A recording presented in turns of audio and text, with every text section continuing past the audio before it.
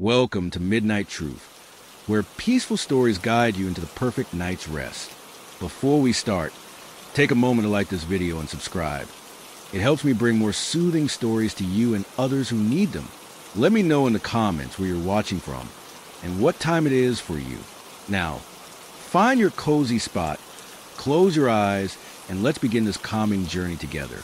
The moving truck pulled up to 437 Maple Street just as the sun began its descent behind the old oak trees. I stood on the cracked sidewalk, staring at what would now be my home, a sprawling Victorian house with peeling white paint and a wraparound porch that sagged slightly in the middle. The real estate agent had described it as charming and full of character, but standing there with my hands shoved deep into my pockets, all I could see was 30 years of neglect staring back at me. Boxes and furniture cluttered the driveway like scattered toys. I'd been living out of suitcases for 2 months since the divorce, bouncing between friends' couches and cheap motels. This place, with affordable rent and promise of solitude, seemed like a lifeline. The landlord, an elderly woman named Mrs. Whitaker, had practically begged me to take it, saying she'd been trying to rent it for months without success. Something about her desperation should have set off alarm bells.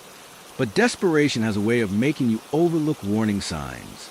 The front door groaned in protest as I pushed it open, revealing a cavernous entryway that smelled of mildew and something else. Something metallic that made my stomach churn. Dust motes danced in the fading sunlight, streaming through the stained glass window above the door. The floorboard shifted under my weight as I stepped inside, each creak echoing through the empty rooms like whispers from another time. I spent the first hour wandering through the house, cataloging its quirks and peculiarities. The kitchen's linoleum flooring buckled in places where water must have seeped through at some point. The bathroom sink dripped steadily, no matter how tightly I turned the knob. Upstairs, the master bedroom featured a ceiling fan that swayed slightly even when switched off, and the closet doors refused to stay closed, swinging open as if pushed by an invisible hand. As darkness fell, I lit candles against the power company's promise to connect electricity by morning. Their flickering light revealed more details. The wallpaper in the dining room was peeling to reveal faded floral patterns beneath, and the living room fireplace held the remnants of countless fires past. Each discovery felt like peeling back layers of someone else's life, though whose exactly remained a mystery. Exhaustion finally caught up with me around midnight. I collapsed onto the ancient sofa in the living room, listening to the house settle around me. The sounds were comforting at first, the gentle creak of wood, the occasional pop of cooling pipes. But somewhere in the early hours of the morning, I became aware of something different. A rhythmic tapping, like fingernails against glass, echoed from somewhere upstairs. I told myself it was just the wind moving through loose window frames, but sleep eluded me until dawn painted the windows gray. The next day brought my new routine into focus. I woke at 6, showered in lukewarm water, and walked to the small marketing firm where I'd recently started working. The office was only 15 minutes away, past rows of similar houses, each with their own stories hidden behind drawn curtains. My colleagues were friendly enough, asking about my weekend plans or commenting on the weather, but I kept conversations brief, still adjusting to being the new person in town. Evenings followed a predictable pattern. Groceries from the corner market, dinner prepared on the ancient stove, and paperwork spread across the dining room table until the candle wax pulled too low to continue. The house grew colder as autumn tightened its grip, forcing me to dig out sweaters and blankets sooner than expected. Each night, as I climbed the stairs to bed, I noticed new details. The way the hallway light cast strange shadows on the walls, how certain floorboards protested louder than others, and always that faint metallic smell lingering in the air. 3 days after moving in, I met Mrs. Harper from next door. She appeared on my porch one evening, carrying a plate of cookies wrapped in foil. Her sharp eyes scanned my face as she introduced herself, lingering perhaps a moment too long before handing over the gift. We chatted about the weather and local gossip, but when I mentioned enjoying the house's history, her expression changed. "You know about the previous tenants?" she asked, voice dropping to a whisper despite the empty street between us. When I shook my head, she leaned closer. There was a family here in the 80s, vanished without a trace. And before them, a young couple who swore they heard voices coming through the walls. The man ran out screaming one night, never came back. She paused, studying my reaction. Some say this house remembers things. Her words stayed with me long after she left, mingling with the house's nightly symphony of creaks and groans. That evening, as I settled into bed, I couldn't shake the feeling that the house indeed remembered, and perhaps wasn't ready to forget. The house proved itself particularly vocal after sunset. As I lay in bed, the familiar orchestra of settling began its performance. Floorboards popped and groaned in sequence, creating a melody that should have been comforting in its predictability. Yet, tonight, something felt different. The usual symphony carried an undertone, a subtle dissonance that made my skin prickle despite the heavy blanket wrapped around me. At first, I attributed the sensation to exhaustion. My body clock still hadn't adjusted to the new job schedule, and stress from the move lingered like a persistent headache. But as midnight approached, the noises evolved. What had started as gentle creaks transformed into distinct footsteps. Slow, deliberate movements pacing the hallway outside my bedroom door. Each step resonated through the floorboards with a weight that didn't match my own tread during the day. I sat up in bed, heart pounding against my ribcage. The candle on my nightstand had burned down hours ago, leaving the room cloaked in darkness broken only by the streetlight's weak glow filtering through thin curtains. The footsteps continued their measured march, pausing occasionally as if their creator listened for something or someone. Probably just the house settling, I muttered aloud, more to convince myself than anything else. The rational explanation failed to quiet the unease crawling up my spine. Houses don't walk, I reminded myself, with contracts and expands with temperature changes. Pipes make noise when water moves through them. These were facts, concrete and reliable. But then came the smell, a sickly sweet odor that filled the room like a physical presence. It reminded me of rotting fruit left too long in a forgotten corner of the refrigerator, yet somehow wronger, more unnatural. My stomach churned as the scent intensified, accompanied by a sudden drop in temperature that made my breath visible in the darkness. The footsteps resumed, this time approaching the bedroom door. I gripped the edge of my blanket, so tightly my knuckles turned white. The doorknob rattled gently, not enough to turn, but enough to make me flinch. Whoever or whatever was on the other side seemed content to wait, their presence pressing against the door like a weight. Logic warred with instinct. Get up and check, my rational mind urged. It's probably nothing. Maybe a stray animal found its way inside. But my body refused to obey, frozen in place as the rattling continued. The metallic smell from my first night returned, stronger now, mixing with the sickly sweetness until both threatened to overwhelm me. Finally, after what felt like hours, but was likely only minutes, the noises ceased. The temperature gradually returned to normal, and the oppressive atmosphere lifted like fog burning away in morning sunlight. I waited, counting to 100 before daring to move. When I finally worked up the courage to check the hallway, everything appeared normal. No intruder lurked in the shadows. No animal tracks marred the dusty floorboards. Back in bed, I tried to rationalize what I'd experienced. Perhaps the smell came from a dead animal trapped in the walls. The temperature change could be explained by drafts from poorly sealed windows. As for the footsteps, well, old houses often made strange noises. Tomorrow, I'd call a pest control service and maybe invest in better insulation. Sleep came fitfully, punctuated by dreams where I wandered endless hallways, searching for a door that never appeared. When I woke to my alarm the next morning, daylight streaming through the windows, I almost convinced myself the previous night had been a product of stress and imagination. Almost. The workday passed in a haze of client meetings and marketing reports, each task providing a welcome distraction from memories of the night before. During lunch, I found myself recounting the experience to Sarah from accounting, careful to keep my tone light and dismissive. "You should talk to Mrs. Harper again," she suggested, stirring her coffee thoughtfully. "She knows more about this neighborhood than anyone. If there's something weird going on with your house, she'll know about it." Her words stayed with me throughout the afternoon, growing heavier with each passing hour. By the time I returned home, the sun had already begun its descent, casting long shadows across the front yard. The house loomed before me, its windows dark and uninviting. For the first time, I hesitated before unlocking the door. Inside, the familiar smells of dust and mildew greeted me, along with something else, an almost imperceptible tang of that sickly sweet odor from the previous night.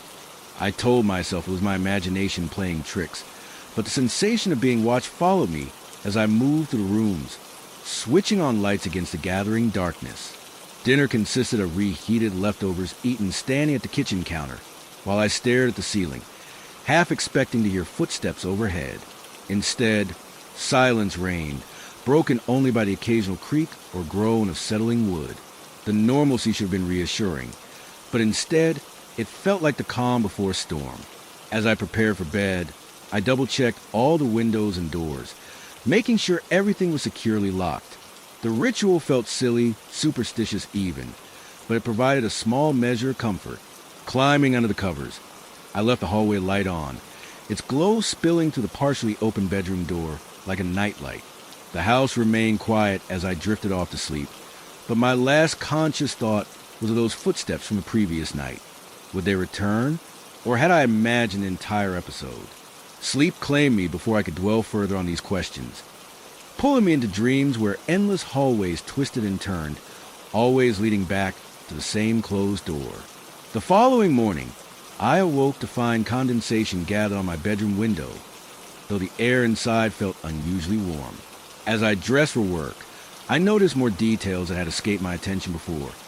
The way the wallpaper in the hallway seemed to ripple slightly when viewed from certain angles, and how the kitchen faucet continued to drip despite multiple attempts to tighten it. Each observation added another brick to the wall of unease building inside me. At the office, my concentration fractured constantly. During a team meeting, I caught myself staring at the conference room's wooden doorframe, waiting for it to shift or swell like the ones at home.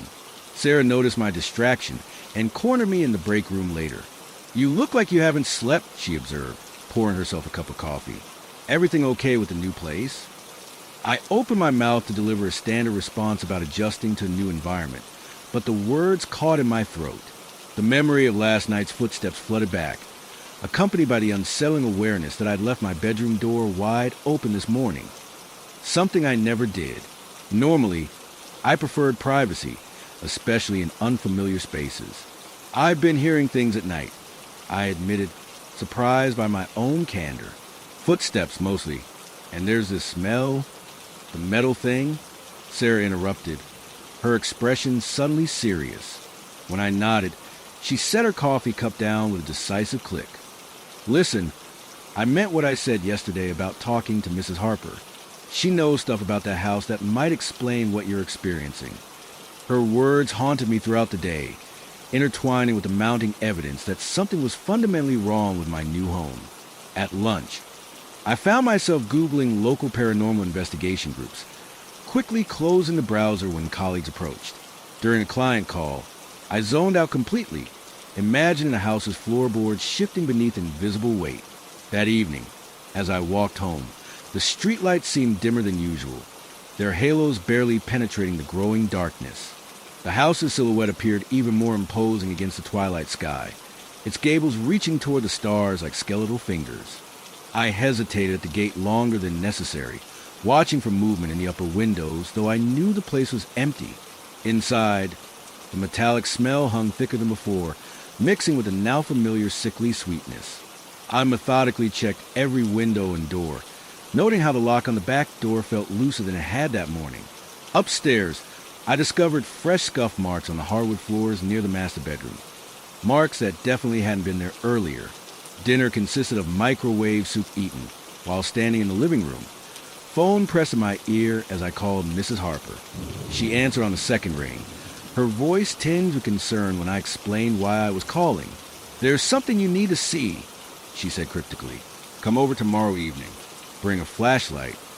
The rest of the night passed in a blur of nervous energy. I rearranged furniture in the living room, hoping to create a more defensible space, then spent an hour researching soundproofing options online. Each attempt at distraction failed to quiet the growing certainty that the house responded to my presence, that it noticed when I moved things or changed routines. By bedtime, my nerves were frayed, every creak and groan amplified by anticipation. I left every light on in the house, telling myself it was to ward off potential burglars rather than supernatural entities. The hallway light cast long shadows across my bedroom walls, and I found myself wondering if the darkness beyond their reach contained anything watching me. Sleep came reluctantly, interrupted by dreams where I wandered through identical versions of my house, each one slightly wrong. The wallpaper patterns reversed, the staircase spiraling in impossible directions. In every dream, I searched for a specific door, one that promised answers but remained perpetually out of reach. When I woke, the digital clock read 3:37 a.m. The house was silent except for the steady drip of the kitchen faucet, which had developed an irregular rhythm. 3 drops, pause, 2 drops, pause. As I listened, the pattern changed, becoming slower, more deliberate. 3 drops, long pause. 3 drops, longer pause. My heart began matching the rhythm, pounding in my chest as I realized the dripping had synchronized perfectly with my pulse. The realization triggered something primal, a fight or flight response that sent adrenaline coursing through my veins. I threw off the covers and crept to the bedroom door, peering into the hallway. The light bulb I had left burning had dimmed significantly, casting the space in sickly yellow shadows. From somewhere downstairs came the unmistakable sound of footsteps, this time not just in the hallway, but moving through the living room, circling the furniture I'd rearranged earlier.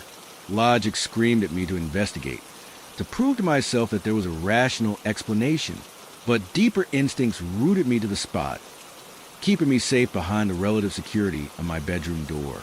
The footsteps continued their circuit, occasionally accompanied by soft thuds, as if something heavy was being dragged across the floor. Then came the voices. Faint at first, like whispers carried on the wind, they grew louder and more distinct. Multiple voices, overlapping a language I couldn't understand. Their tones urgent and insistent. They seemed to originate from everywhere and nowhere, reverberating through the walls themselves. My phone lay on the nightstand, taunting me with its promise of connection to the outside world. But who would I call? Emergency services wouldn't respond to reports of mysterious noises and disembodied voices. Friends and family would think I'd lost my mind.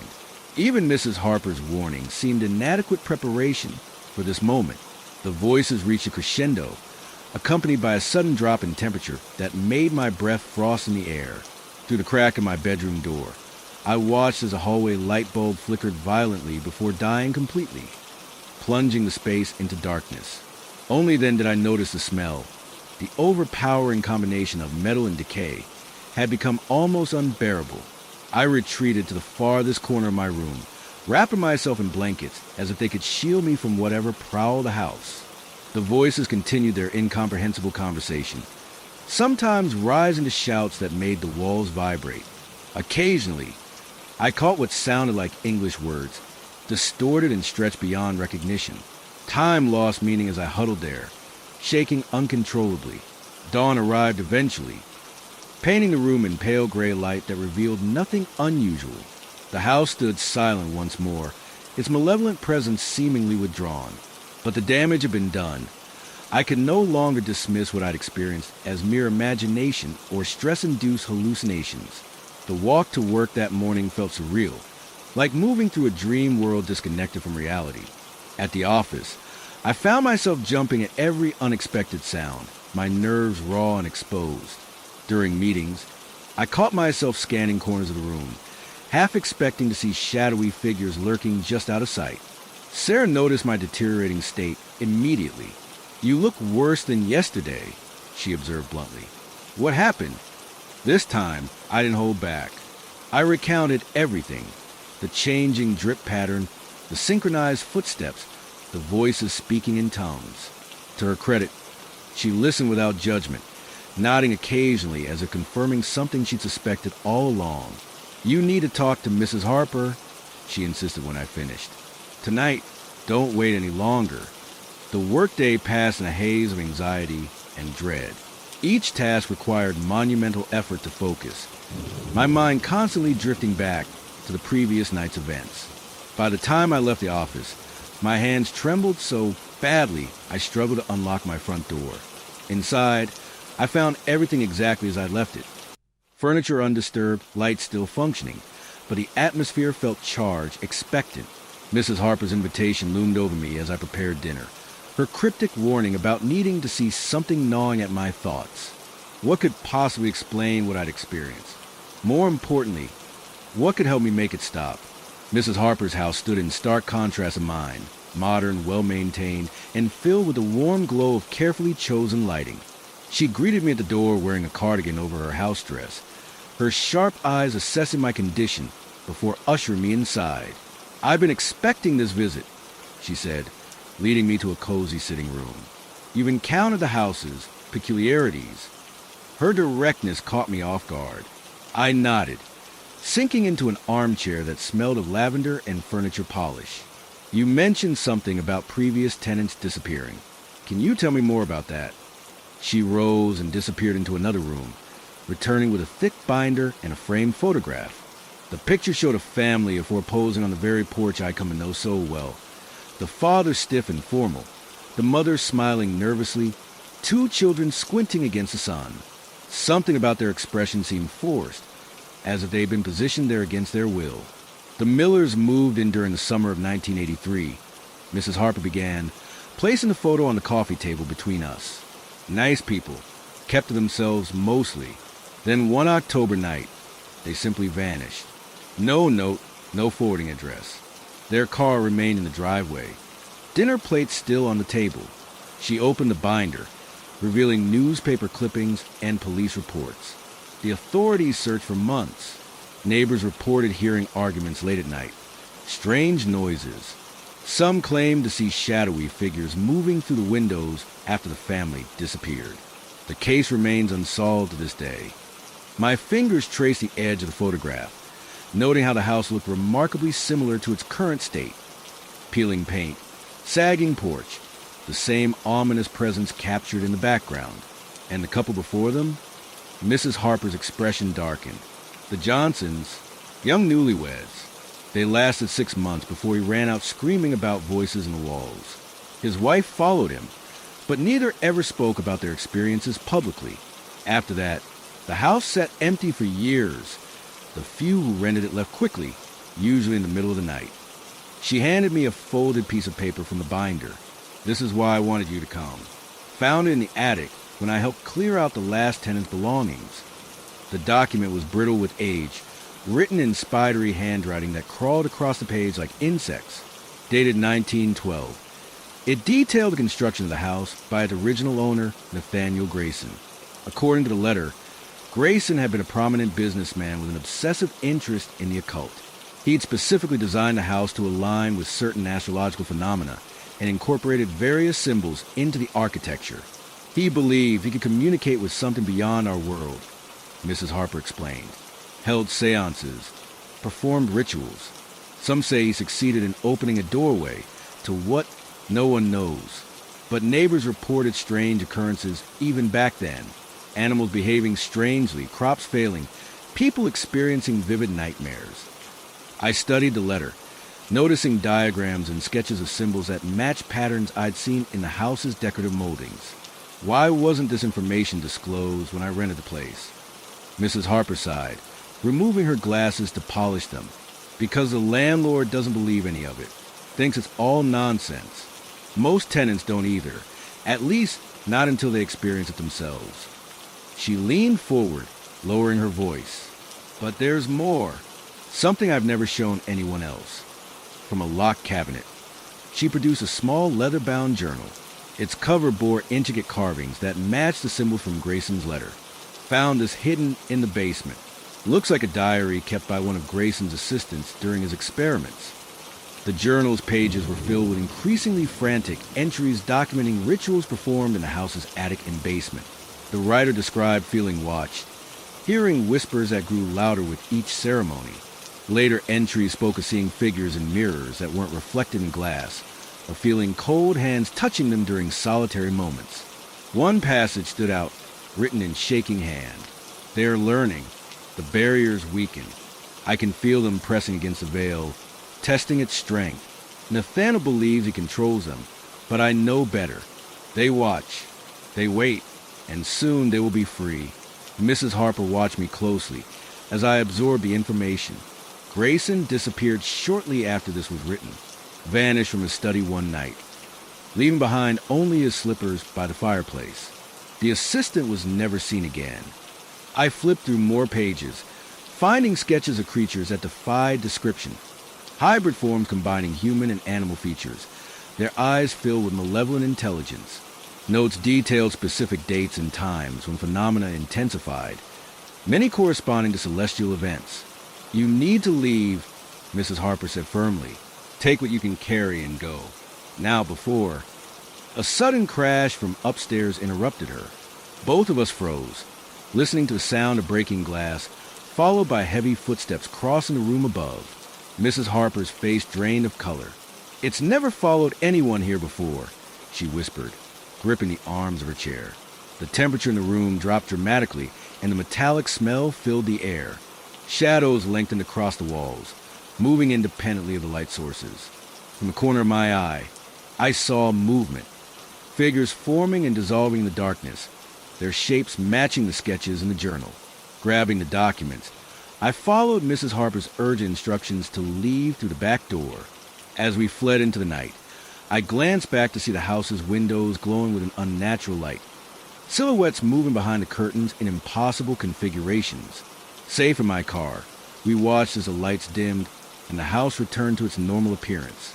Mrs. Harper's hands trembled as she accepted the journal back from me.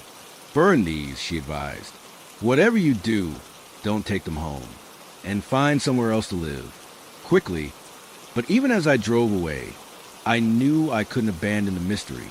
The house had marked me now, and something deep within whispered that running wouldn't be enough to escape its influence. The drive home felt like navigating through a dreamscape, where reality bent and twisted at every turn. Streetlights seemed to flicker in rhythm with my racing heartbeat, and familiar landmarks appeared distorted, their proportions subtly wrong. Each mile brought me closer to the house, yet the distance felt infinite, as if the road itself conspired to keep me suspended between safety and danger. When I finally pulled into the driveway, the house greeted me with its usual facade of decaying grandeur, but something about its presence felt different, more pronounced, as if it had grown larger. During my absence, the windows stared back like hollow eyes, their darkness impenetrable, yet somehow watching. I sat in the car for several minutes, gripping the steering wheel while debating whether to retrieve my belongings and flee permanently. Instead, I found myself drawn inside, compelled by a force I couldn't articulate. The front door opened with its characteristic groan, releasing a wave of stale air that carried the now familiar metallic tang. The house seemed to sigh as I crossed the threshold, its walls contracting slightly as if acknowledging my return. Upstairs, I unpacked the documents Mrs. Harper had shared, spreading them across the dining room table. The journal's leather cover felt unnaturally warm to the touch, its carving seeming to shift beneath my fingers when viewed indirectly, against my better judgment. I began reading the entries aloud, the words taking on a life of their own in the still air. October 13th, 1912. I recited, voice trembling. The barrier grows thin. They speak more clearly now, their voices overlapping in harmonies that hurt the ears and soul alike. Nathaniel insists we continue, but I fear what approaches. The room's temperature dropped noticeably as I read, my breath forming visible clouds in candlelight.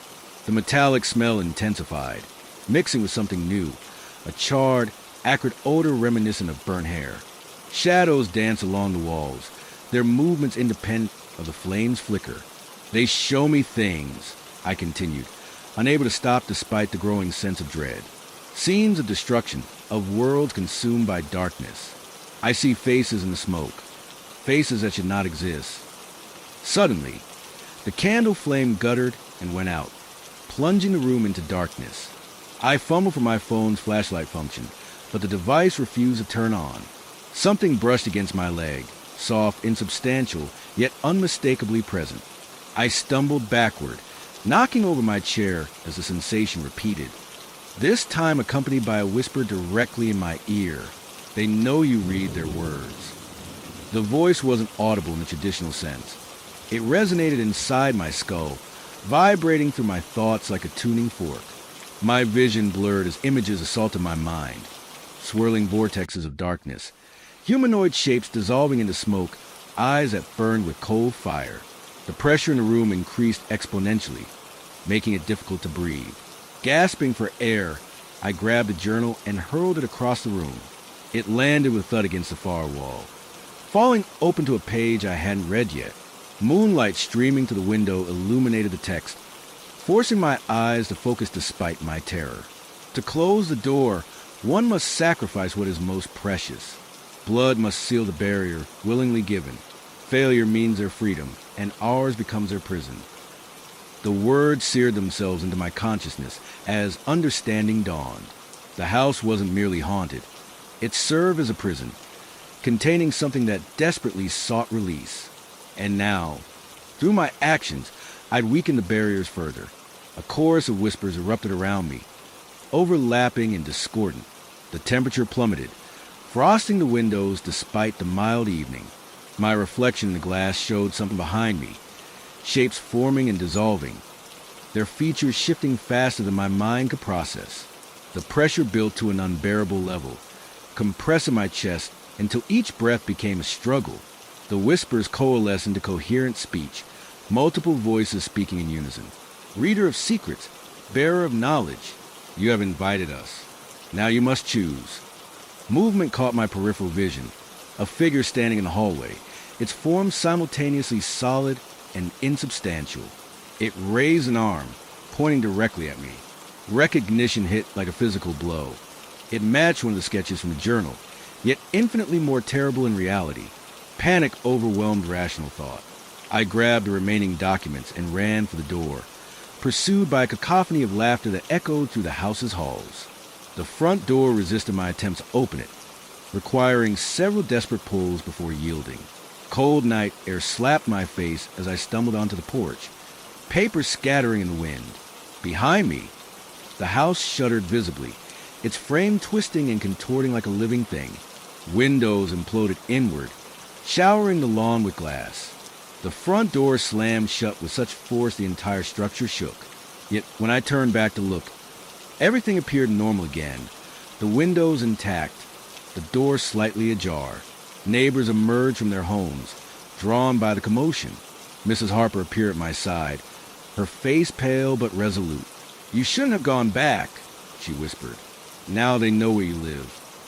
The days following my confrontation with the house's inhabitants blurred together in a haze of paranoia and exhaustion. Sleep became impossible, each attempt ending in the same recurring nightmare. Endless corridors leading to a single closed door, behind which whispered voices promised revelation and ruin. At work, my colleagues noticed a change immediately. Dark circles beneath my eyes, constant jumpiness, and an inability to focus on anything beyond basic tasks. During a particularly tense client meeting, I found myself zoning out while staring at the conference room's ceiling tiles, mentally reconstructing the house's attic layout. The client's voice faded into white noise as I recalled the journal's warnings about certain areas of the house serving as focal points for the entity's influence. When Sarah nudged me back to reality, I realized I'd been absent-mindedly sketching one of the forbidden symbols from the journal in the margin of my notes. "Maybe you should take some time off," she suggested during lunch, watching me shred a napkin into confetti. "You look like you're about to snap."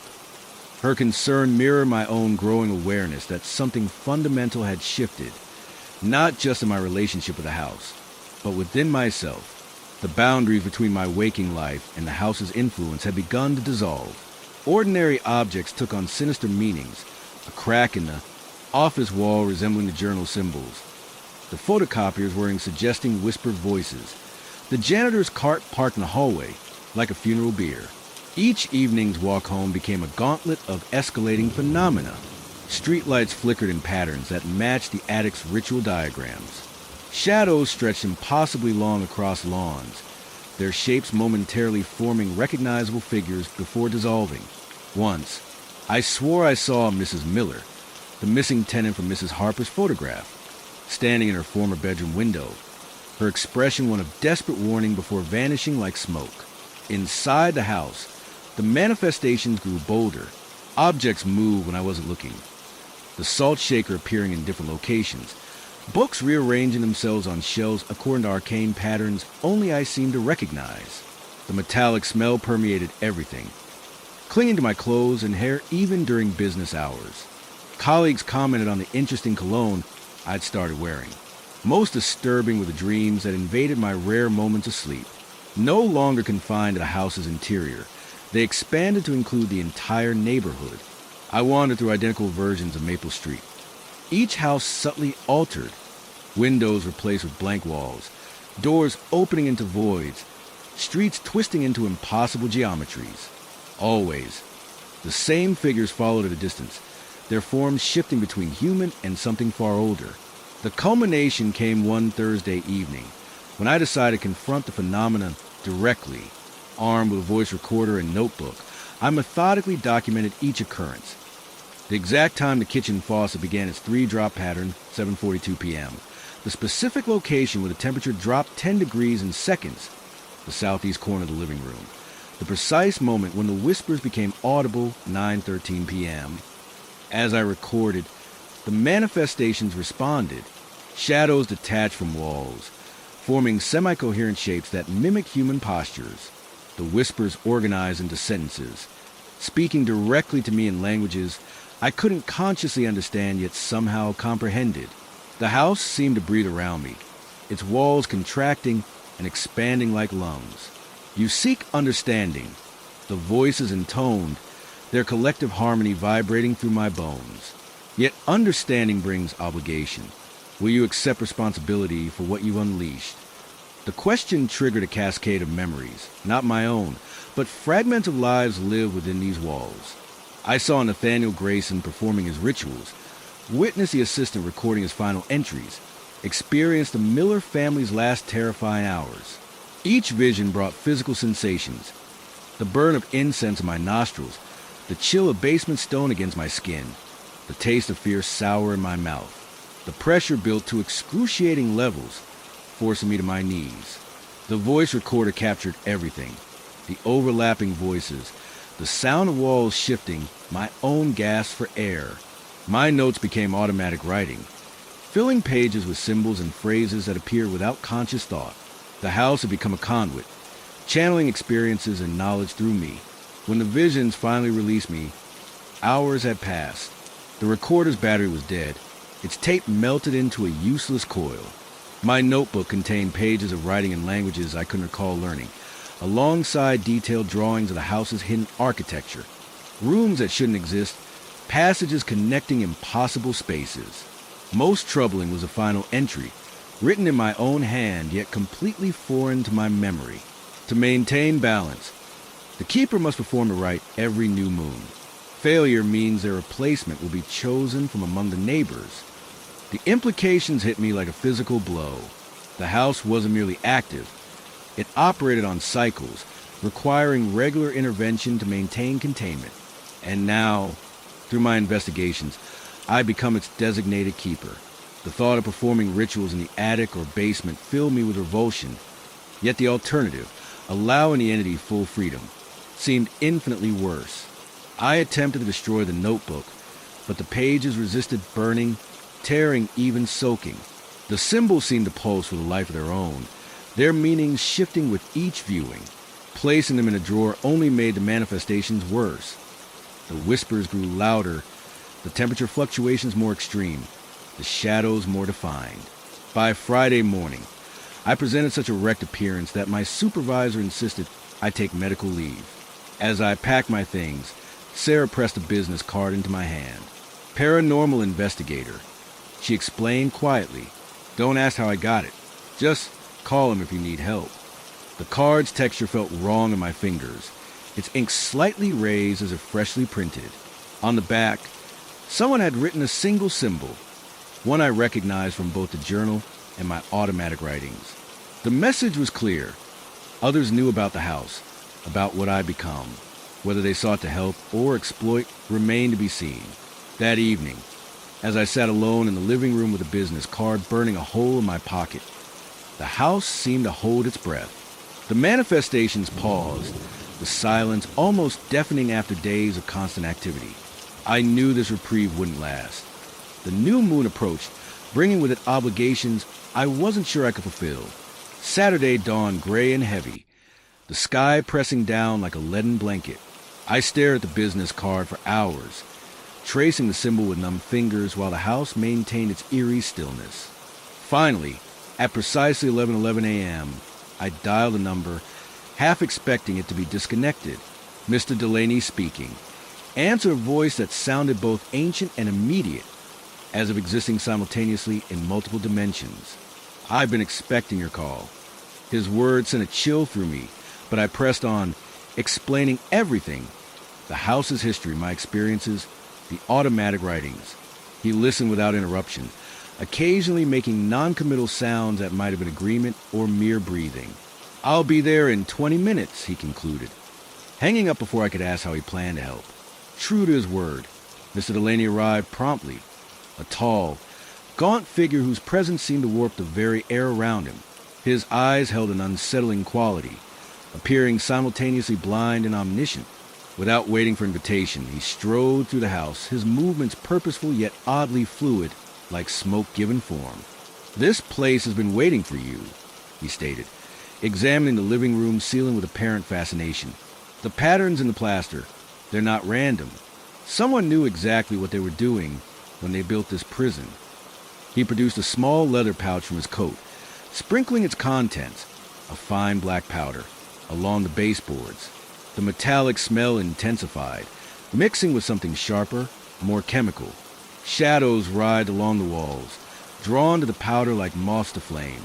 "You've become the keeper," he continued, kneeling to examine a particular section of molding. "Whether by choice or circumstance matters little. The house selected you because you've glimpsed the truth behind its walls. Now you must decide, maintain the barrier or allow it to fall." His casual mention of choices I hadn't consciously made infuriated me. I didn't choose anything. This house forced itself on me. Delaney smiled, a thin-lipped expression that didn't reach his eyes. "No prison exists without a warden.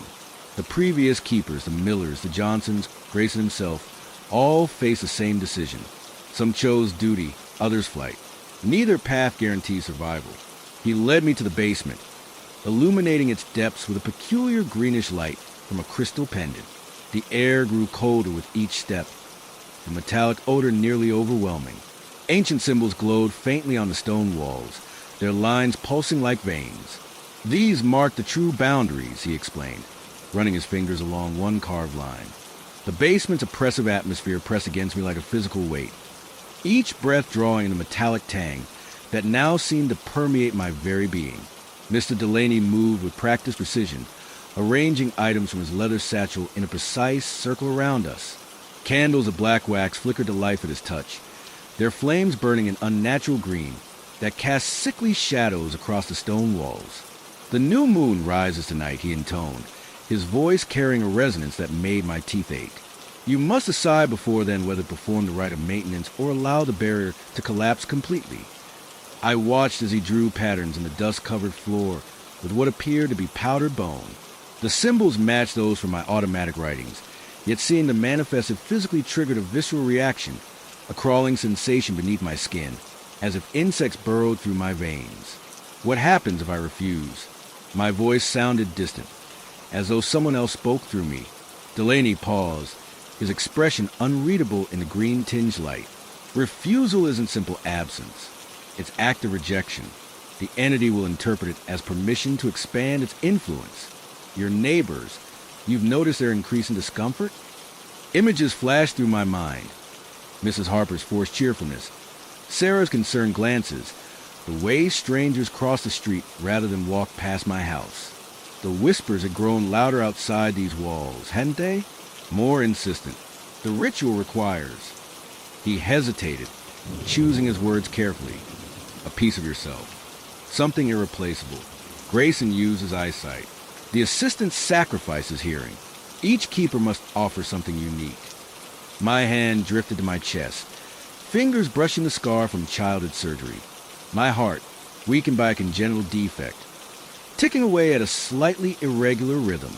Was this why the house had chosen me? Because it recognized vulnerability? "Show me what to do." The words escaped before conscious thought could intervene. Delaney's nod carried both approval and sorrow. From his bag, he produced a ceremonial dagger, its blade etched with the same symbols that covered the basement walls. The metal hummed with contained energy, vibrating in my hand when he placed it there. "The ritual begins at midnight," he instructed, moving to the center of the circle. "Until then, you must prepare. Meditate on your choice. But know this, once begun, there's no turning back." As he spoke, the house responded. The temperature dropped sharply, frost creeping along the basement stairs. Whispers erupted around us, overlapping voices speaking in languages I somehow understood, yet couldn't consciously process. Their message was clear. They knew we were here. Time lost meaning in the basement's eternal twilight. I sat cross-legged within the circle, the dagger resting across my knees while ancient knowledge flooded my consciousness. Memories not my own filled the gaps between thoughts. Grayson's desperation as he carved symbols into fresh mortar, the assistant's growing terror as manifestations became violent, the miller's final argument before vanishing forever. When midnight approached, Delaney guided me through the first steps of the ritual. We traced additional symbols in the salt, arranged candles in specific astrological patterns, and burned herbs whose smoke tasted of ozone and decay. The air grew heavy with anticipation, pressure building until my ears popped repeatedly. At exactly midnight, the house exhaled, a physical force that knocked over furniture upstairs and sent shockwaves through the foundation. The candles flared simultaneously, their green flames turning white-hot. Delaney began chanting, his voice joined by others that seemed to emanate from the walls themselves. "Sanctum Servire, Lyman Custodier," he intoned, motioning for me to join. My voice emerged stronger than expected, matching his pitch and cadence perfectly. The dagger warmed in my hand, its vibrations synchronizing with our words. The temperature plunged further, frost spreading across the entire basement floor. Shadows detached from the walls, forming humanoid shapes that danced just beyond the circle's edge. Their movements became more frantic as the chant continued, their forms occasionally dissolving into smoke before reconstituting. "Now!" Delaney commanded, stepping back as the circle's power reached its peak. Understanding hit like a thunderclap. I knew what needed to be done. Raising the dagger, I focused on the weakness in my chest, feeling the regular beat of my damaged heart. The entity's whispers crescendoed, promising power and freedom in exchange for surrender. For a moment, temptation threatened to overwhelm resolve. But then I saw them clearly. The faces of my neighbors, of Sarah and Mrs. Harper, of strangers who walked Maple Street. Their features swam before my eyes, overlaying the shadowy figures pressing against the circle. This wasn't just about me anymore. With a cry that tore through vocal cords, I drove the dagger into my chest, not deep enough to kill, but sufficient to draw blood directly above my heart. The pain exploded outward, merging with the ritual's energy in a blinding flash of light. The house screamed, a sound that shattered every window and split plaster from walls. When vision returned, Delaney stood beside me, catching me as my legs gave out. The basement looked different, cleaner. Somehow, the carved symbols had sunk into the stone, becoming permanent fixtures. The air smelled fresh, free of the metallic tang that had haunted me for weeks. "It's done," he whispered, helping me to my feet. "For now, the barrier holds stronger, but the price..." Looking down, I watched translucent numbers appear above my heart, counting down from 1,000. Each pulse of my irregular heartbeat ticked the counter down by one.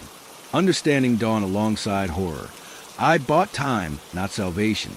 Each number represented a day remaining before the ritual needed repeating. And if I refused next time? I asked, already knowing the answer. "The countdown will accelerate," Delaney explained grimly. "And whatever comes through won't be contained to this house alone." He gathered his materials, leaving me alone in the transformed basement. The candles had burned to nothing, their wax absorbed into the stone floor. The dagger lay where I dropped it, its humming energy faded to silence. Climbing the stairs, I found the house profoundly changed. The oppressive atmosphere had lifted, replaced by something almost peaceful. Yet beneath this calm lurked awareness. The knowledge that I'd only delayed the inevitable, that each day brought me closer to another confrontation with forces beyond comprehension. In the living room, I caught my reflection in a newly intact window. Behind me, visible only in the glass, stood figures watching silently. Their expressions weren't hostile, merely patient, waiting for the countdown to reach zero. The days following the ritual unfolded in a surreal haze where time itself seemed distorted. My internal clock rebelled against the digital numbers marching steadily downward above my heart. Morning commutes stretched into eternity, while work hours collapsed into moments. Colleagues commented on my improved appearance, unaware that each smile concealed the knowledge of impending doom. Sleep became a luxury I could no longer afford. When exhaustion overwhelmed me, dreams invaded with unprecedented intensity. No longer confined to the house or even Maple Street, these visions expanded to encompass entire cities. Neighborhoods transforming into labyrinthine prisons, streets twisting into impossible geometries that defied physics. Always present were the watchers, their forms shifting between human and something far older, their eyes burning with cold intelligence. During business meetings, I found myself sketching these dreamscapes automatically, filling margins with architectural impossibilities and symbols that seemed to write themselves. Sarah noticed during one particularly tense client presentation when my notes shifted from marketing strategies to detailed blueprints of containment rituals. "You're doing it again," she whispered, sliding my notebook out of view. Her concerned expression mirrored the one I'd seen in the mirror that morning. Dark circles beneath haunted eyes, face pale from sleep deprivation. Whatever's happening, it's getting worse. She wasn't wrong. The manifestations had evolved beyond mere visual phenomena. Objects moved with purpose throughout the house, rearranging themselves according to patterns only marginally comprehensible. Books fell open to specific pages containing references to ancient prison architecture. Salt containers emptied themselves into protective circles overnight. Even the house's structural integrity seemed compromised, walls warping slightly as if responding to some unfathomable pressure. Most disturbing were the visitors. Not supernatural entities this time, but flesh and blood humans drawn to the house like moths to flame. Delivery drivers lingered too long on the porch, their eyes fixed on upper windows. Joggers altered their routes to pass multiple times daily. Neighbors initiated increasingly desperate conversations about local history, their words carefully chosen to probe without revealing too much. Mrs. Harper stopped by unannounced one evening, her usual composure replaced by barely contained panic. "Others have noticed," she confessed, accepting tea with trembling hands. "They're gathering scholars, collectors, people who deal in acquisitions. They know something's changed." Her warning proved prescient. That night, I discovered fresh scorch marks on the front lawn, arranged in patterns matching those from the basement ritual. Someone had attempted to replicate the ceremony outside, their failure evident in the twisted remains of plants and scorched earth. The metallic smell returned with vengeance, clinging to everything despite closed windows and sealed doors. Work became impossible. During a crucial client meeting, I zoned out completely, staring at the conference room ceiling while mentally reconstructing the house's hidden architecture. The client's voice faded into white noise as I recalled how certain angles created blind spots perfect for observing without being seen. When Sarah nudged me back to reality, I realized I'd been absent-mindedly sketching one of the forbidden symbols in fluorescent marker across the presentation slides. "Take vacation time," my supervisor insisted after finding me muttering incantations in an empty office. "Get help. Whatever's going on, it's affecting your performance. And everyone's noticing." His concern carried genuine fear beneath professional detachment. As I packed my things, I caught glimpses of figures watching from office windows, their reflections distorted, yet unmistakably similar to those in my dreams. The business card Mr. Delaney had given me felt warm in my pocket, its symbol pulsing faintly against my thigh.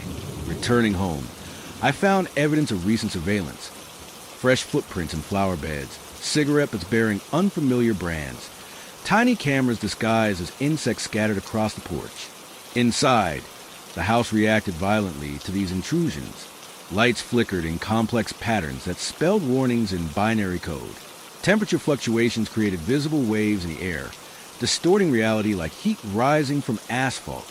The manifestations escalated overnight.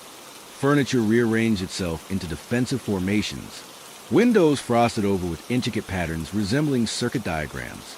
In the attic, I discovered a new door, one that definitely hadn't existed before, its surface covered in constantly shifting symbols that hurt to look at directly.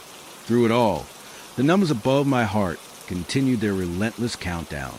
Each passing day brought increased activity from both the house and its observers.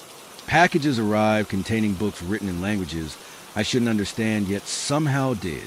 Letters slipped under the door bore messages that changed when viewed from different angles. Phone calls came from numbers that didn't exist, voices overlapping in harmonic frequencies that vibrated through my skull.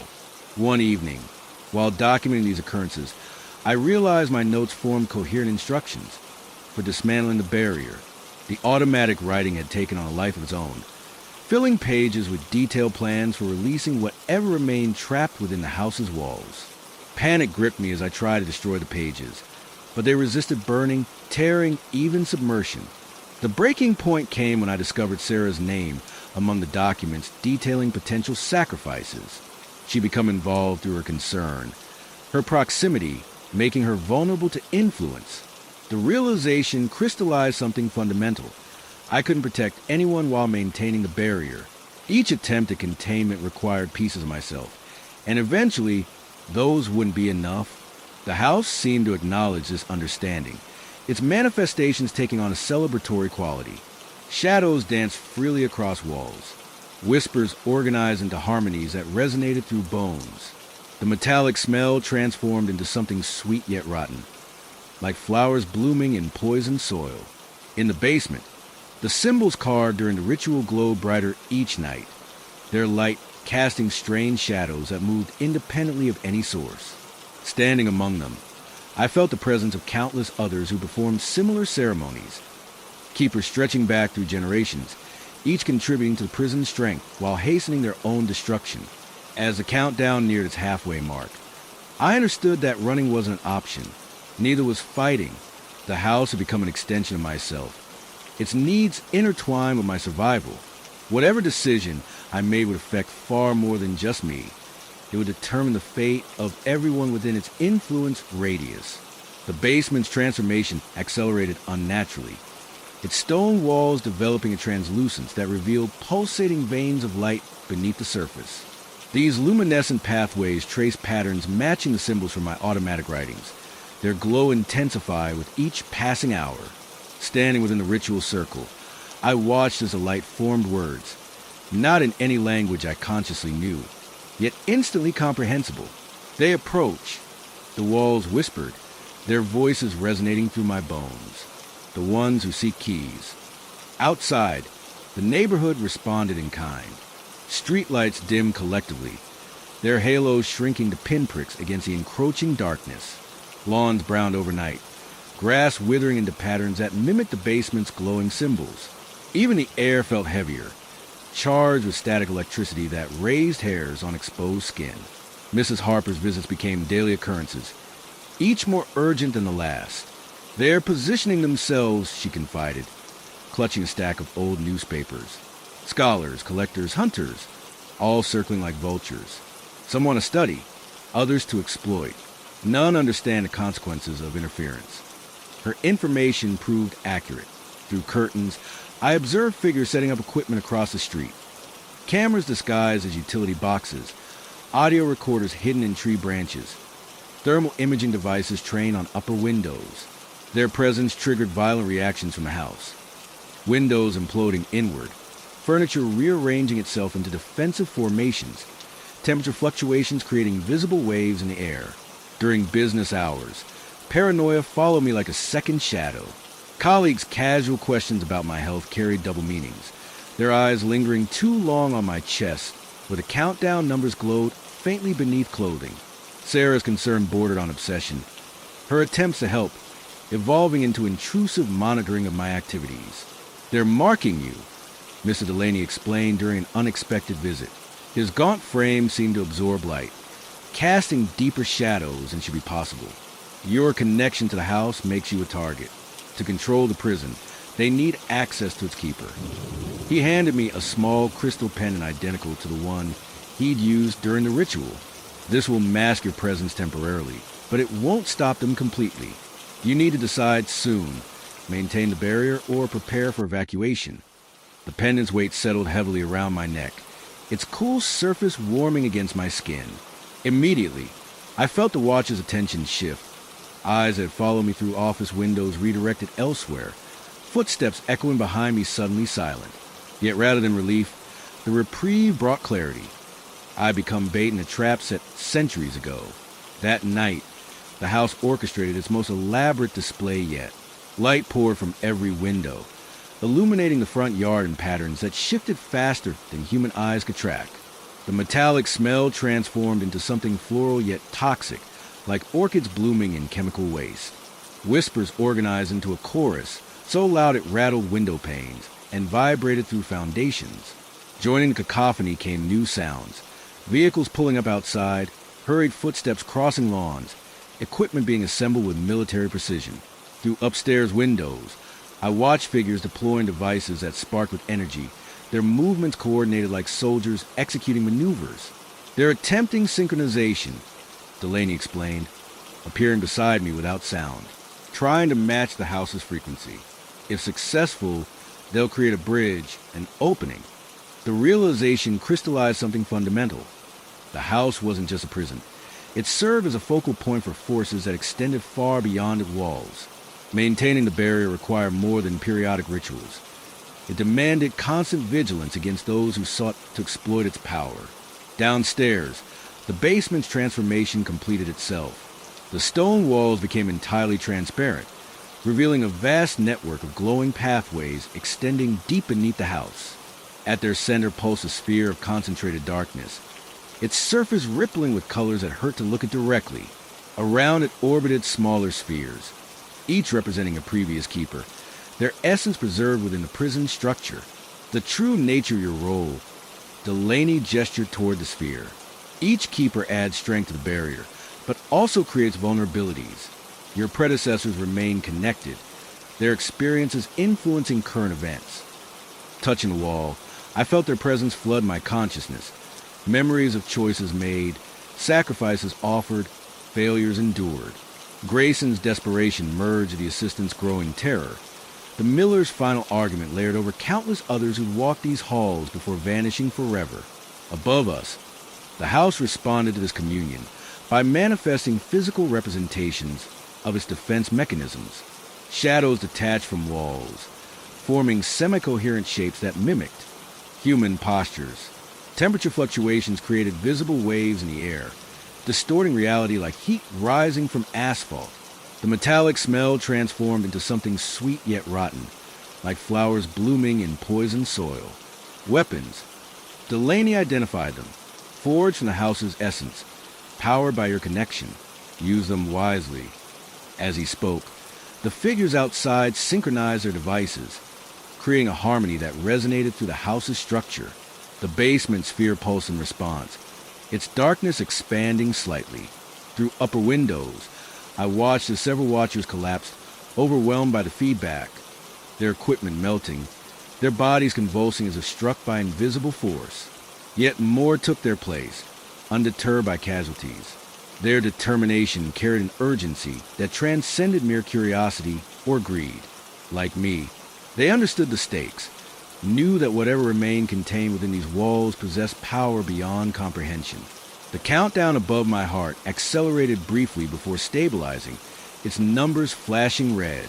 Outside, the gathered forces responded in kind, their equipment sparking with renewed intensity.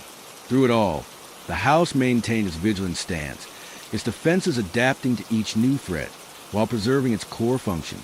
"We're running out of time," Delaney stated, his voice carrying a resonance that made my teeth ache. "The next new moon approaches. You must choose before then, maintenance or evacuation. But know this, either path leads to conflict. The question is whether you face it alone or with allies." He gestured toward the transparent walls, where the orbiting spheres of former keepers aligned themselves in defensive formation. Their combined presence generated a field of energy that pushed against the basement's boundaries, testing structural integrity.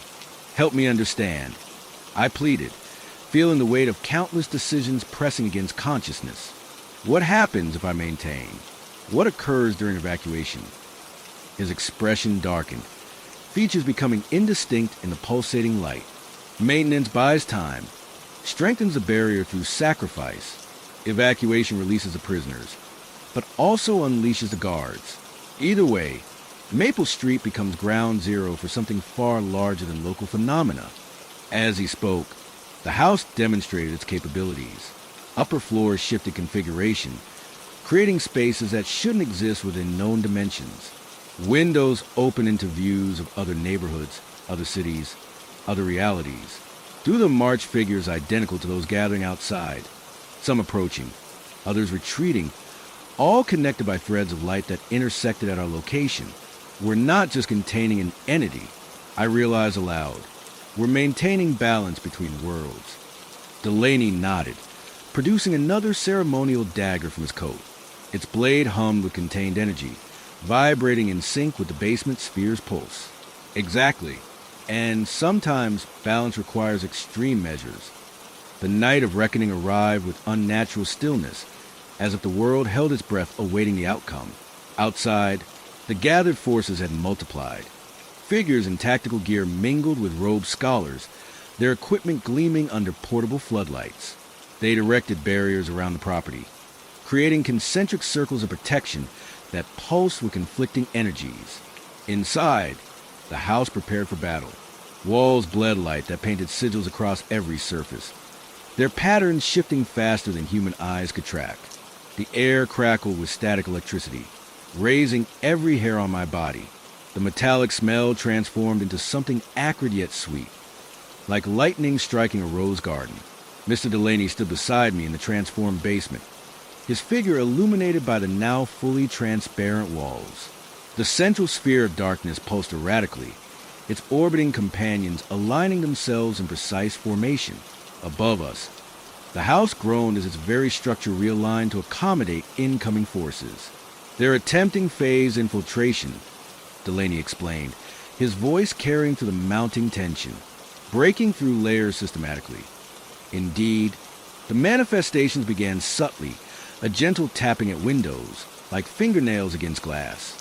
Then came the temperature drops, localized cold spots forming geometric patterns throughout the house.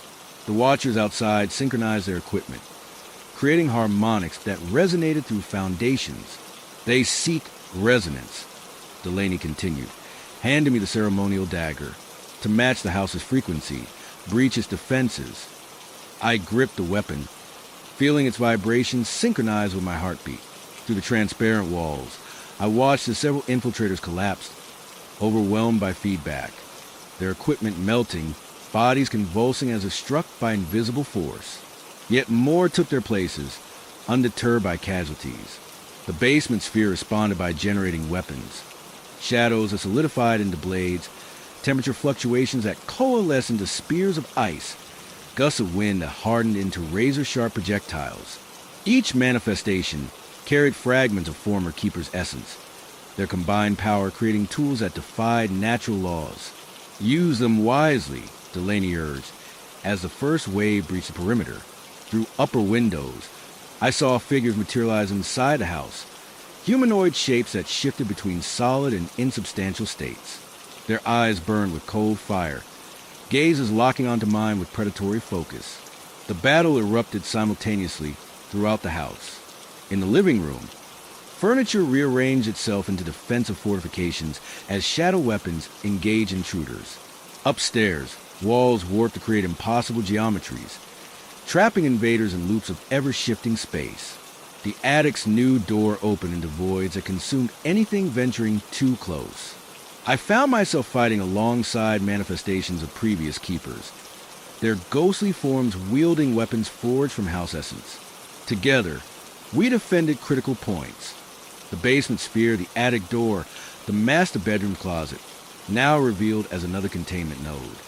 Each engagement brought flashes of their memories, their experiences merging with mine in shared combat. The metallic smell intensified, becoming almost unbearable as forces clashed. Temperature fluctuations created visible waves in the air, distorting reality like heat rising from asphalt. Whispers organized into a deafening chorus that rattled window panes and vibrated through foundations. "They're targeting you," Delaney shouted above the chaos, deflecting an energy blast with his crystal pendant. "Break their synchronization." Focusing on the dagger, I channeled the house's power through its blade. The weapon responded by transforming, its metal surface shifting to display constantly changing symbols that hurt to look at directly. Swinging, it created arcs of energy that disrupted enemy formations, severing their connection to external support. Through it all, the countdown above my heart accelerated wildly, its numbers flashing in synchronization with battle intensity. Each passing second brought increased pressure, as if time itself compressed within the house's boundaries. The basement sphere pulsed in response, its darkness expanding slightly with each successful defense. The tide turned when several high-ranking invaders breached the perimeter simultaneously. Their equipment generated fields that neutralized shadow weapons, forcing us to rely on conventional combat. Former Keeper's manifestations began fading as their essence depleted, leaving me increasingly isolated. "They're coordinating through you," Delaney realized, grabbing my shoulder, "using your connection to synchronize attacks." Understanding crystallized. My presence served as both strength and vulnerability.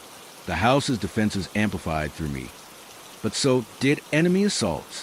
Removing myself from the equation would disrupt their strategy, but potentially collapse the entire barrier. "Evacuate the sphere," Delaney commanded, pushing me toward the central darkness. "It's the only way to break their lock."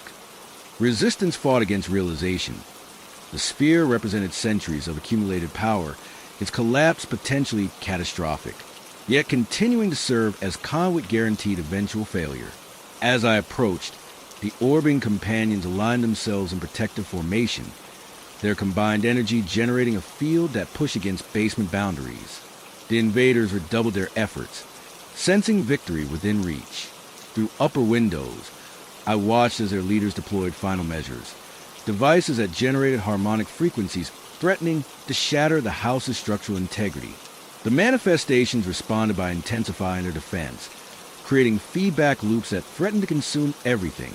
Reaching the sphere, I understood the true nature of sacrifice required. Placing my hands against its surface, I felt connection to every keeper who'd come before, their choices, their failures, their ultimate fates. The dagger's blade sank into the darkness, releasing a surge of energy that expanded outward in all directions. Reality bent and twisted as the sphere's collapse rippled through dimensions. The house's manifestations dissolved into pure energy, flooding every corner with blinding light. Invaders screamed as their equipment overloaded, their forms dissolving into smoke before reconstituting elsewhere. Time slowed to a crawl, each moment stretching into eternity. Through it all, I remained anchored to sphere, feeling its power course through me like liquid lightning. The countdown above my heart froze at 0, then reversed direction, numbers marching backward with increasing speed. The basement walls became mirrors, reflecting infinite versions of myself performing identical actions across different timelines. "They're retreating," Delaney's voice carried through the maelstrom, distorted yet comprehensible. The barriers collapsing. The sphere's darkness expanded exponentially, consuming everything within its radius. Through its surface, I saw glimpses of what lay beyond. Worlds bleeding into each other, realities overlapping in impossible configurations. The watchers outside vanished, pulled into vortexes that opened and closed randomly across Maple Street. Maintaining contact required everything: physical strength, mental focus, spiritual essence. Each second brought increased pressure, as if existence itself compressed into a single point. The house's manifestations returned, their forms solidifying into permanent fixtures within the expanding darkness. Then came understanding. The sphere wasn't just a prison.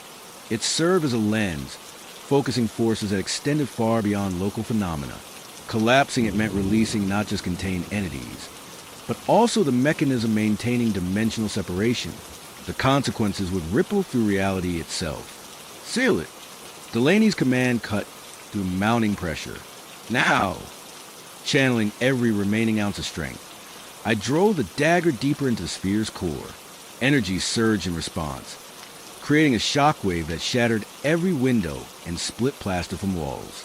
The house screamed, a sound that resonated through foundations and bones alike. When consciousness returned, I found myself lying in the transformed basement. The sphere stabilized but fundamentally changed. Its darkness pulsed with new patterns, its orbiting companions rearranged into defensive formation. Through transparent walls, I watched as Maple Street returned to normal. Streetlights restored, lawns recovering, equipment vanishing without trace. Delaney helped me to my feet, his expression carrying equal parts relief and concern. You've altered the barrier's nature. It's stronger now, but different. The Watchers will return, better prepared. Above us, the house maintained its vigilant stance. Its defenses adapted to new parameters, while preserving core function. Through upper windows, I saw figures watching from safe distances, their eyes carrying understanding that transcended mere curiosity or greed. The countdown above my heart displayed new numbers, counting upward this time, beginning from 0. Each pulse marked not just survival, but evolution. The house had become something greater than prison or fortress. It now served as nexus, balancing forces that extended far beyond known dimensions. We've bought time, Delaney concluded, gathering his materials. But the cost, it's higher than anticipated. As he departed, I remained in the basement, feeling connection to every version of myself reflected in now stabilized walls. The house had chosen its keeper, yes, but in doing so, had transformed both warden and prison into something neither fully human nor completely other. Through newly formed windows, I watched as Maple Street's residents emerged from homes, blinking against restored light, as if awakening from collective dream. Their faces carried expressions ranging from confusion to relief, none aware of how close reality had come to unraveling completely. Only the house remembered, and through it, so did I. Standing in the driveway 3 days later, I surveyed the house with both familiarity and alien recognition. The exterior appeared unchanged, peeling white paint, sagging wraparound porch, stained glass window above the door. But its essence had transformed fundamentally. Subtle indicators betrayed its new nature. Light that refracted oddly through windows, shadows that moved independently as sources, air that carried traces of dimensions beyond normal perception. Packing proved surreal, each item touched by the house's influence. Clothing retained metallic tang, despite multiple washings. Books opened automatically to pages containing references to multidimensional theory. Even photographs developed new details. Figures standing just beyond captured scenes, their features blurred yet unmistakably present. Mrs. Harper watched from her porch as I loaded boxes into the moving truck. Her sharp eyes held understanding tinged with sorrow, knowing I carried something irreplaceable despite physical departure. "They'll be waiting," she called, voice carrying across the distance. "Wherever you go, they'll find you." Her words resonated with truth I couldn't articulate. The connection to the house transcended mere location. It had become part of my consciousness, woven into neural pathways like genetic memory. Each heartbeat carried echoes of former keepers' experiences, their choices influencing my own. Driving away, I passed familiar landmarks transformed by recent events. The oak trees lining Maple Street seemed taller, their branches forming patterns that matched basement symbols. Lawns displayed growth patterns reminiscent of ritual diagrams, grass bending toward invisible forces. Neighbors waved mechanically, their smiles masking awareness of something fundamentally altered in their environment. Yet even miles distant, the house's influence persisted. The metallic smell lingered in my vehicle, mixing with something new, ozone and decay, like lightning striking compost. Road signs reflected impossible angles in rearview mirrors. Streetlights flickered in sequences matching countdown numbers now permanently etched above my heart. Settling into temporary accommodations brought no relief. Furniture rearranged itself into defensive formations. Windows frosted over with intricate patterns resembling circuit diagrams. Automatic writing filled notebooks with detailed plans for maintaining dimensional barriers at locations I'd never visited. Through it all, the numbers continued their relentless march. Counting upward now, each pulse marking evolution rather than mere survival. Reflections showed figures standing just beyond visible range, their forms shifting between human and something far older. Whispers organized into harmonies that resonated through foundations of every building I entered. Colleagues noticed changes immediately. How my presence affected lighting, caused equipment malfunctions, generated temperature fluctuations. Sarah stopped visiting, unable to explain why proximity made her skin crawl, vision blur, thoughts scatter. Even strangers crossed streets to avoid walking too close, their subconscious recognizing something fundamentally altered about my existence. The watchers returned, more sophisticated in their approach. Surveillance equipment disguised as environmental monitors, academic researchers posing as census takers, collectors masquerading as antique dealers. Each sought access to knowledge I couldn't consciously process, yet somehow understood completely. Mr. Delaney appeared unannounced one evening, his gaunt frame seeming to absorb light, even in brightly lit rooms. "You become something greater than Keeper," he explained, producing another crystal pendant. Nexus point between worlds. The house chose well. His words triggered cascade of memories, not just my own, but fragments of lives lived within those walls. Nathaniel Grayson's desperation merged with Assistant's growing terror. Miller family's final argument layered over countless others who walked those halls before vanishing forever. "The barrier's nature changed," he continued, gesturing toward my chest where numbers pulsed visibly through clothing. "No longer simple prison. Now serves as lens, focusing forces that extend far beyond local phenomena. Understanding crystallized. My connection house had transformed fundamental reality. Space bent around me, creating impossible geometries in ordinary environments.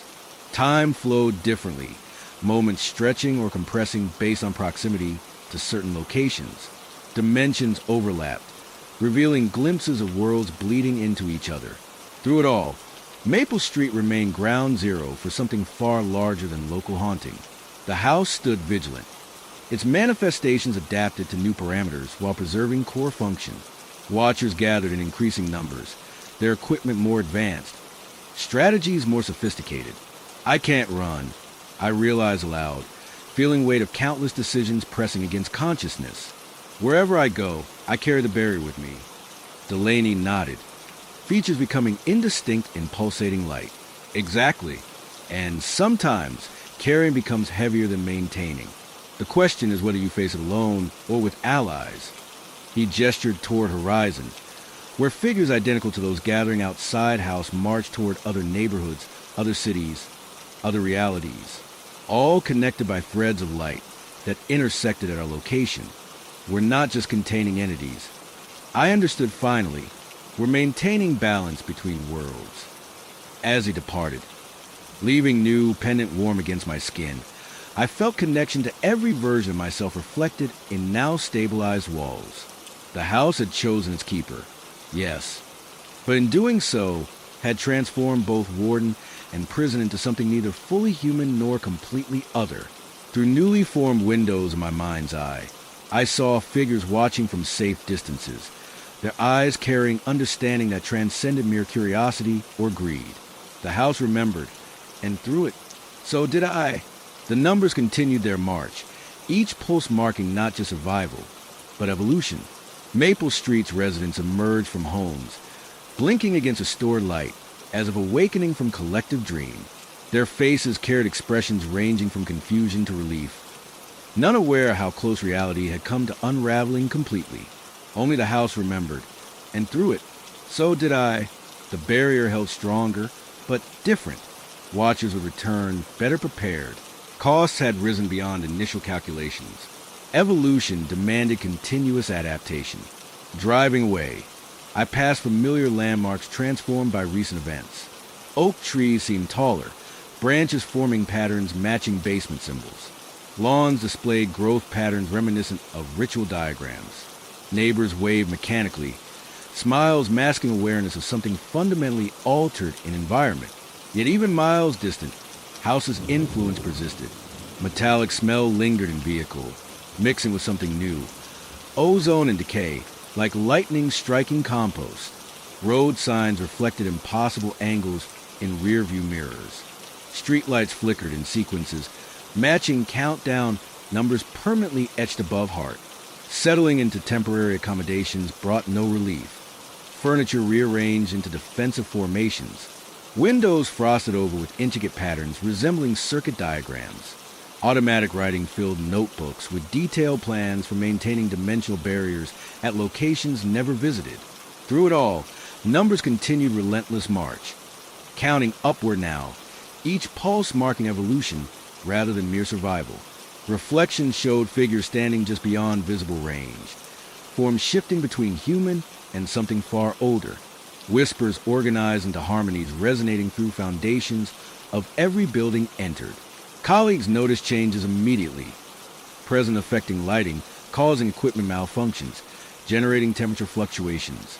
Sarah stopped visiting, unable explaining why proximity made skin crawl, vision blur, thoughts scatter.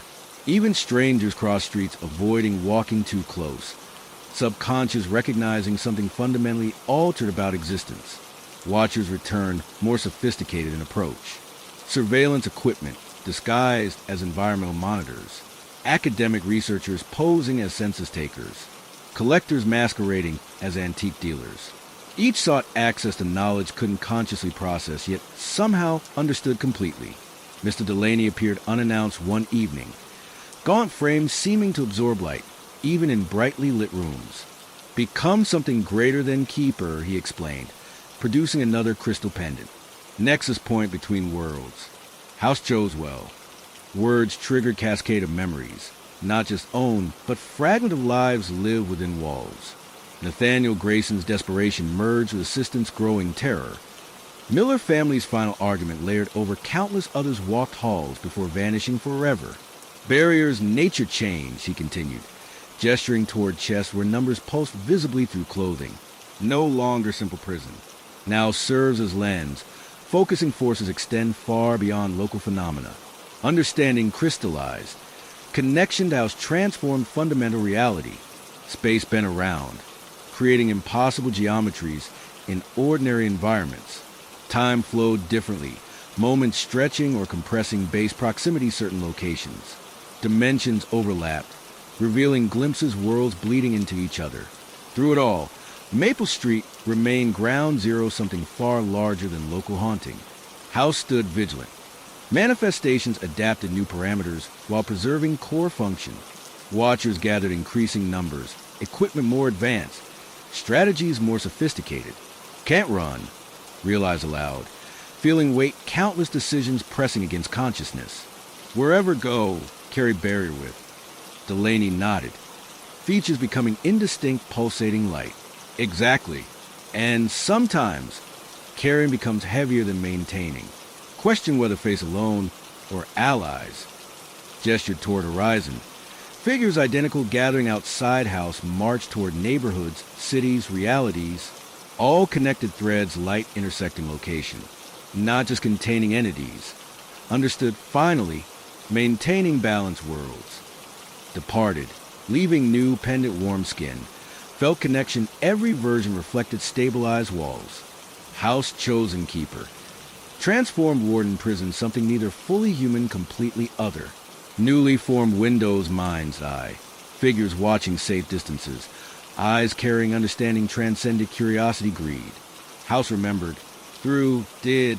Numbers continued march. Pulse marking survival, evolution. Maple Street residents emerged homes. Blinking restored light, awakening collective dream. Faces, expression, confusion, relief. Aware, close reality come unraveling completely. Only House remembered. Through, did. Barrier held stronger, different. Watchers returned, prepared. Costs risen, initial calculations. Evolution demanded continuous adaptation. Driving away, past familiar landmarks transformed recent events. Oak trees taller. Branches patterns matching basement symbols. Lawns growth patterns ritual diagrams. Neighbors wave mechanically. Smiles masking awareness fundamentally altered environment. Even miles distant, house's influence persisted. Metallic smell lingered vehicle, mixing something new. Ozone decay, lightning striking compost. Road signs reflected impossible angles, rearview mirrors. Streetlights flickered sequences, matching countdown numbers permanently etched above heart. Settling temporary accommodations brought relief. Furniture rearranged defensive formations. Windows frosted intricate patterns, circuit diagrams. Automatic writing filled notebooks, detailed plans maintaining dimensional barriers, locations never visited. Through numbers' relentless march. Counting upward, pulse marking evolution mere survival. Reflections figure standing visible range. Forms shifting humans something older. Whispers organized harmonies resonating foundations building entered. Colleagues notice immediately. Presence affecting lighting, equipment malfunctions, temperature fluctuations. Sarah visiting. Explaining proximity skin crawl, vision blur, thoughts scatter. Strangers cross streets, walking close. Subconscious recognizing fundamentally altered existence. Watch.